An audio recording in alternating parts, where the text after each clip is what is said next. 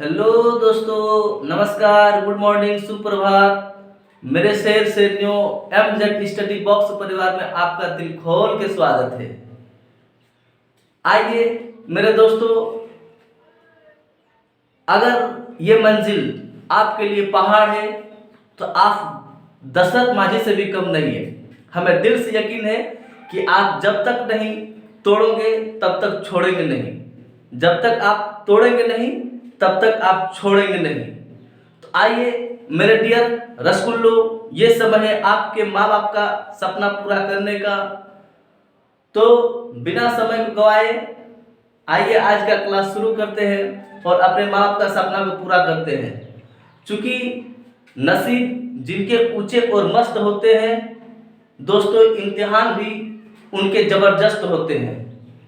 तो भले ही आपको ये पढ़ाई और ये इम्तिहान जबरदस्त लग रहे होंगे, कठिन लग रहे होंगे, लेकिन दोस्तों आपको पता नहीं, मेरे डियर रसगुल्लो, आपको पता नहीं आपके नसीब भी बड़े ऊंचे और मस्त है। तो आइए आज का क्लास शुरू करते हैं। ट्रेड थ्योरी से रिलेटेड बेसिक इलेक्ट्रिसिटी, जिनका आपके आने वाले गवर्नमेंट जॉब्स में बहुत ही फायदे हैं, लाभदायक है। और सभी दोस्तों को जो है आप शेयर कीजिए, लाइक कीजिए और सब्सक्राइब कीजिए, क्योंकि ये चैनल आपका अपना चैनल है और आपका अपना जो है क्लास है। तो आइए ट्रेड थ्योरी को शुरू करते हैं, जिसका पहला टॉपिक आपका है बेसिक इलेक्ट्रिसिटी।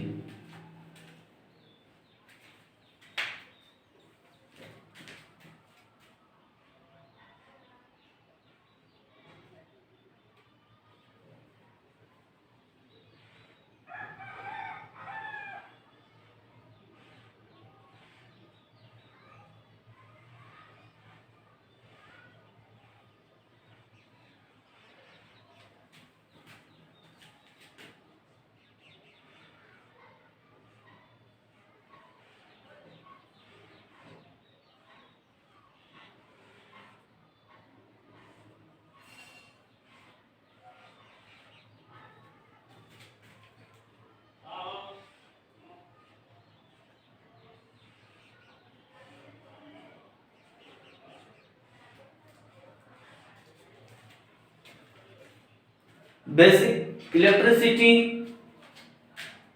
यानी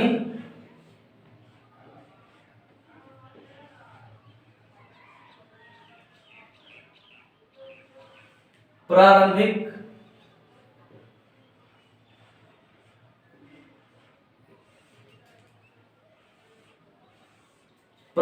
विद्युत। तो बेसिक इलेक्ट्रिसिटी यानी इलेक्ट्रिसिटी का शुरुआत कहां से हुआ, इलेक्ट्रिसिटी जो है पैदा कहां से हुआ। आइए हम स्टार्ट करते हैं बेसिक इलेक्ट्रिसिटी से। तो बेसिक इलेक्ट्रिसिटी आज हम लोग बटन दबाते ही पंखा घूमने लगता है, बटन दबाते ही लैंप जल उठता है। तो वह इलेक्ट्रिसिटी आया कहां से? तो इलेक्ट्रिसिटी जो आया है हमारे इलेक्ट्रॉन से। कहां से आया है? इलेक्ट्रॉन से। और इलेक्ट्रॉन्स आपको पता है, आप लोग साइंस में पढ़े हैं, 10th क्लास में पढ़े हैं कि इलेक्ट्रॉन्स जो है हर एक पदार्थ में मौजूद है। जितने भी पदार्थ देख रहे हैं आप, जितने भी जो है सब्सटेंस देख रहे हैं, सब में जो है इलेक्ट्रॉन्स है। एक पदार्थ को अगर हम तोड़ते जाएंगे तो उसका जो आखिरी जो है, जो विभाजित आखिरी जो है भाग होगा, उसको हम परमाणु कहते हैं। और जब उसी परमाणु का हम तोड़ते हैं तो वह 3 खंडों में विभक्त होता है, इलेक्ट्रॉन्स, प्रोटॉन्स और न्यूट्रॉन्स।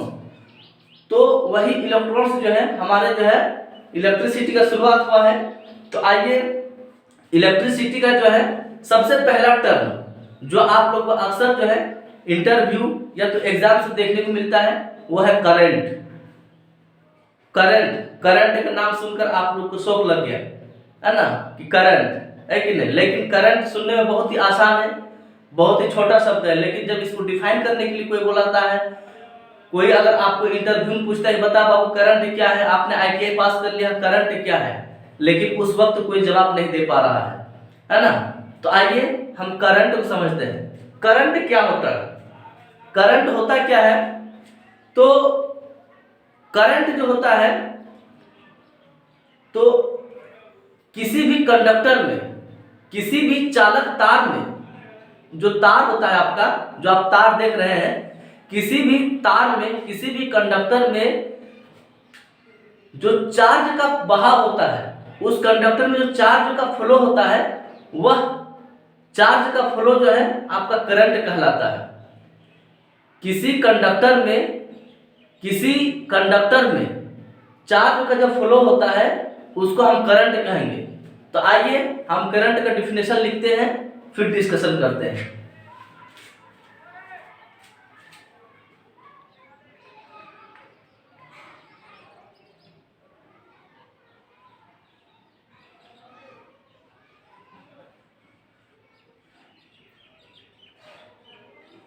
करंट, तो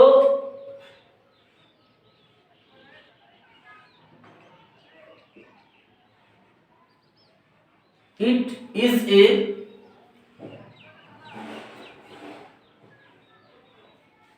flow of charge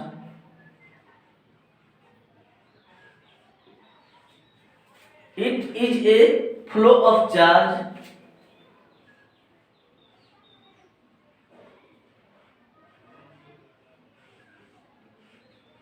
through a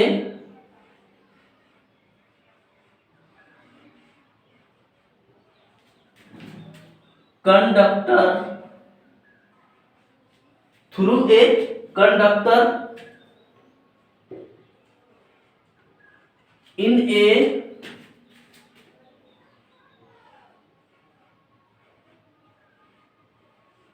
closed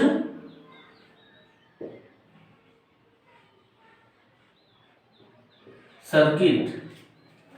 ठीक है, it is a flow of charge through a conductor in a closed circuit.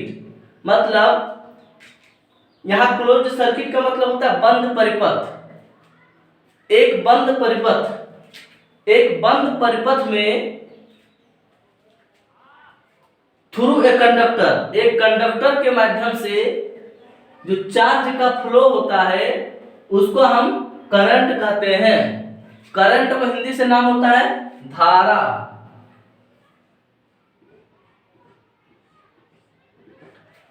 Current का हिंदी नाम है धारा। और इसको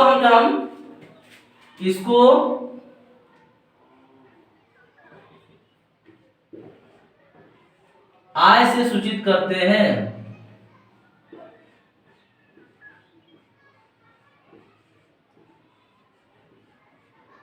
I से सूचित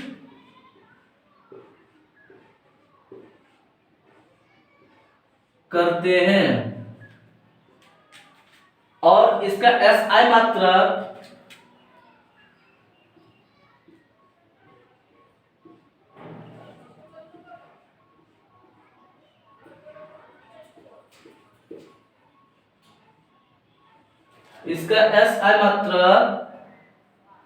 एम्पियर होता है।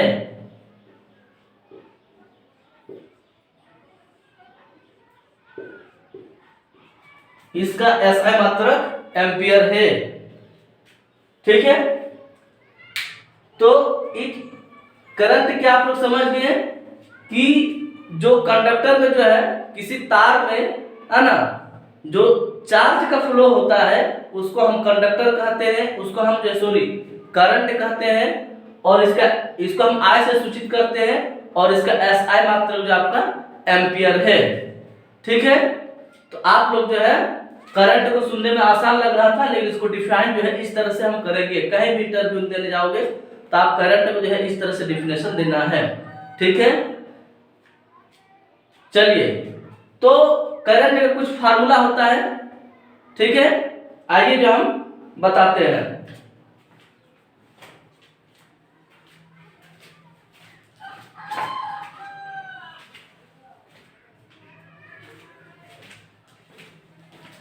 करंट का जो है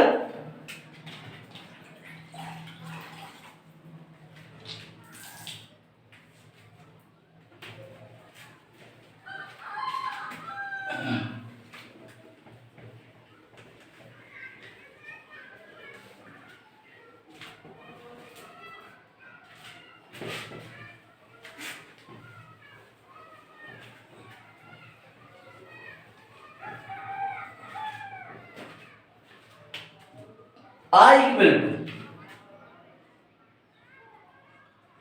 equal to Q upon T।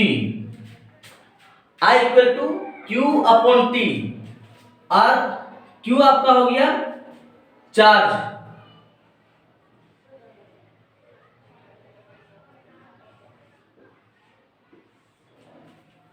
Q upon Q का हो गया चार्ज और T का हो गया टाइम।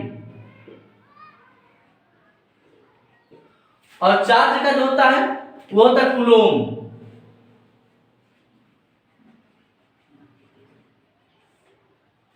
और टाइम का होता है सेकंड। यानी ओवरऑल इस फार्मूला के थ्रू से अगर देखा जाए तो आज तो हम एम्पियर लिख सकते हैं।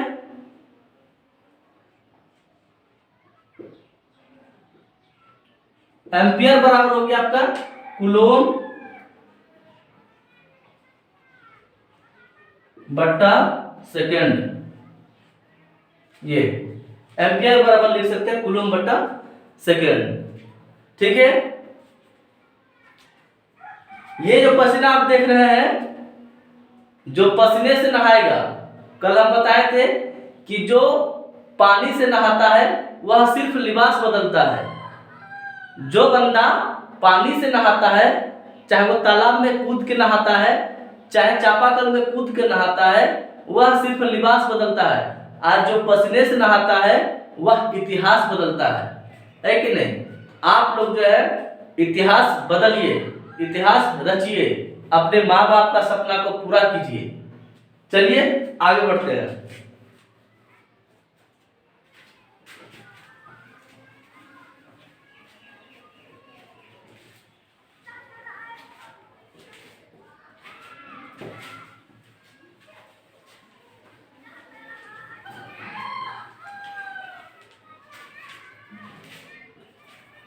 अब जैसा कि एक वर्ड आप सुने चार्ज, चार्ज, तो हम बोलते हैं कि जो है चार्ज को फॉलो करवाता है। किसी कंडक्टर में चार्ज को जो है करंट फॉलो करवाता है। तो चार्ज को जानते हैं कि आखिर चार्ज क्या है। आखिर करंट जो है चार्ज को जो फॉलो करवाता है, तो आखिर चार्ज है क्या, है कि नहीं? चार्ज को समझते हैं।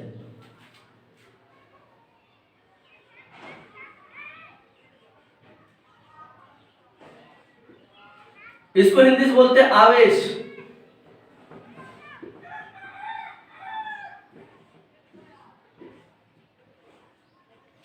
चार्ज, तो आपका चार्ज जो हो गया, समझिए चार्ज को, पूरे ब्रह्मांड में, ये जो जमीन व आसमान आप देख रहे हैं, पूरे ब्रह्मांड में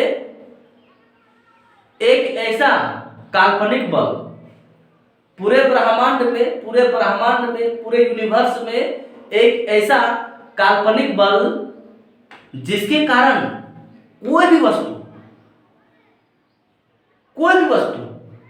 अब जितनी भी वस्तु देख रहे हैं सब, ये मार्कर, ये बोर्ड, है ना, कोई भी वस्तु वह अट्रैक्शन या रिपल्सन, या तो अट्रैक्शन का मतलब होता है अपनी ओर खींचना, और रिपल्सन का मतलब होता है धक्का देना। या तो अट्रैक्शन या तो रिपल्सन बल का अनुभव करता है, उसे हम चार्ज कहते हैं। फिर से एक बार, कि पूरे यूनिवर्स में एक ऐसा इमेजिनरी फोर्स, एक ऐसा काल्पनिक बल जिसके कारण कोई भी वस्तु अट्रैक्शन या रिपल्सन बल का अनुभव करता है, चार्ज कहलाता है। आइए हम डेफिनेशन लिखवाते हैं।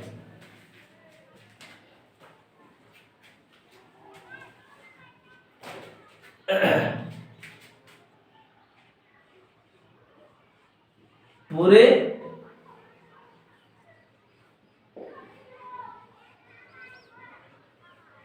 यूनिवर्स में, यूनिवर्स मतलब ब्रह्मांड, पूरे यूनिवर्स में एक ऐसा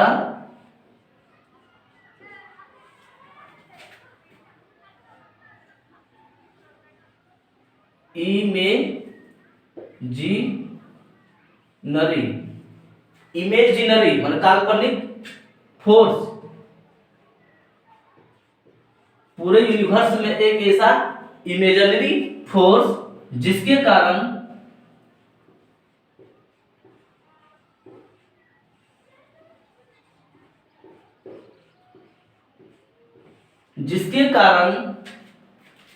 कोई भी वस्तु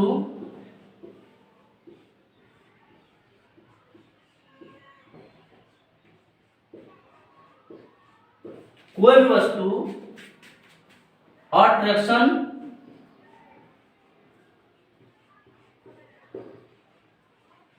या रिपल्शन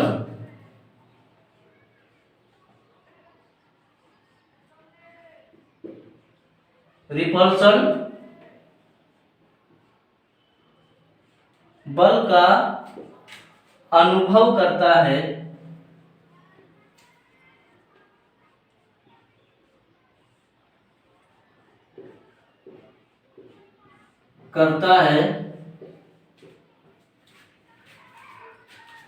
चार्ज कहलाता है। चार्ज कहलाता है। ठीक है,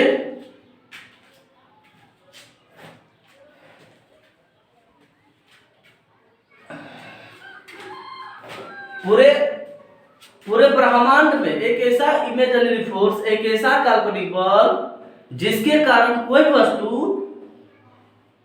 अट्रैक्शन या रिपल्शन बल का अनुभव करता है। सपोज दैट ये आप देख रहे हैं मार्कर, ये उसका ढक्कन, तो इसको अगर हम सामने में रखेंगे तो ये भी इसको बल लगाता है अपनी ओर खींचने या धक्का देने का, और ये ढक्कन जो है मार्कर को अपनी ओर खींचने और धक्का देने का बल लगाता है।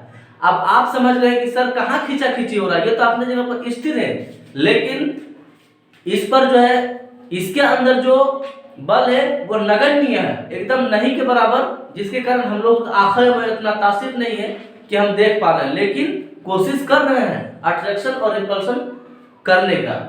तो वही होता है चार्ज। सब वस्तु के अंदर कुछ न कुछ मतलब बल होता है अंदर में, जो या तो अट्रैक्शन करता है या तो रिपल्शन करता है, तो वही होता है चार्ज।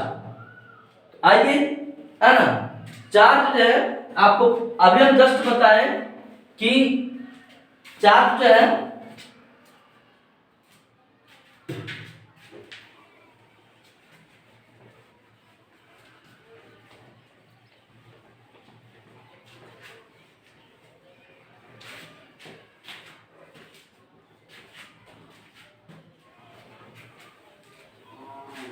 हम अभी बताएं कि कोई भी पदार्थ को जब टुकड़ा करते जाते तो लास्ट वाला टुकड़ा जो एटम कहलाता है, यानी परमाणु, और परमाणु को जब हम टुकड़ा करते हैं तो वह 3 भागों में बढ़ जाता है, इलेक्ट्रॉन, प्रोटॉन और न्यूट्रॉन। तो इलेक्ट्रॉन का चार्ज कितना होता है, आपका एग्जाम में यही पूछता है क्वेश्चन बार बार, सीबीटी एग्जाम जो डीजीटी लेने वाला है आईटीआई में या तो अदर कंपटीशन में, तो ये क्वेश्चन अक्सर देखने को मिलता है। जो इलेक्ट्रॉन होता है, इलेक्ट्रॉन, उसका चार्ज कितना होता है, तो -1.6 इंटू 10⁻⁻19 कूलोम,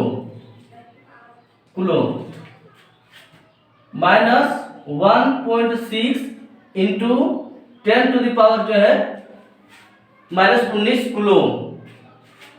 प्रोटॉन का कितना होता है,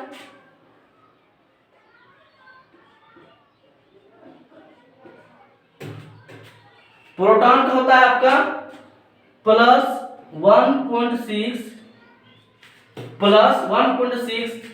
इंटू 10⁻⁻19 कूलोम। दोनों का वैल्यू सेम होता है, लेकिन ये नेगेटिव में होता है और ये पॉजिटिव में होता है। इलेक्ट्रॉन आपका माइनस और प्रोटॉन आपका प्लस। उसके बाद आता है न्यूट्रॉन।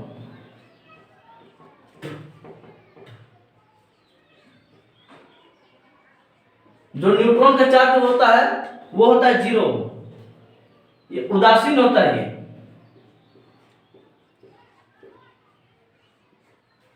न्यूट्रॉन जो है उस पर कोई चार्ज नहीं होता है। एग्जाम में पूछता है कि न्यूट्रॉन का चार्ज कितना होता है, तो आपको पता होना चाहिए कि उसका चार्ज जीरो होता है, वो उदासीन होता है। तो ओवरऑल देखा जाए कि एक एटम के अंदर, एक परमाणु के अंदर 3 कण होता है, इलेक्ट्रॉन, प्रोटॉन और न्यूट्रॉन। और न्यूट्रॉन तो खुद उदासीन होता है। जहां तक सवाल रहा इलेक्ट्रॉन का और प्रोटॉन का, तो इलेक्ट्रॉन का वैल्यू उतना होता है जितना प्रोटॉन का होता है, और एक प्लस होता है और एक माइनस होता है।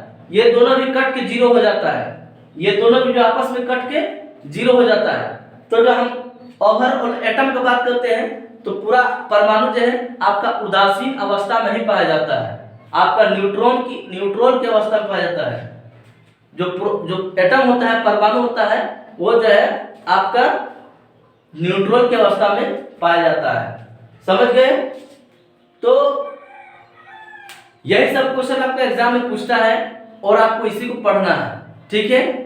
यही सब आपका मंजिल है और इसी मंजिल को आपको तोड़ना है। इस क्वेश्चन को आपको, इस स्टडी को आपको नस्ते नाबूद करना है, ठीक है? जब तक तोड़ेंगे नहीं तब तक छोड़ेंगे नहीं, ठीक है? चलिए, उसके बाद नेक्स्ट आपका है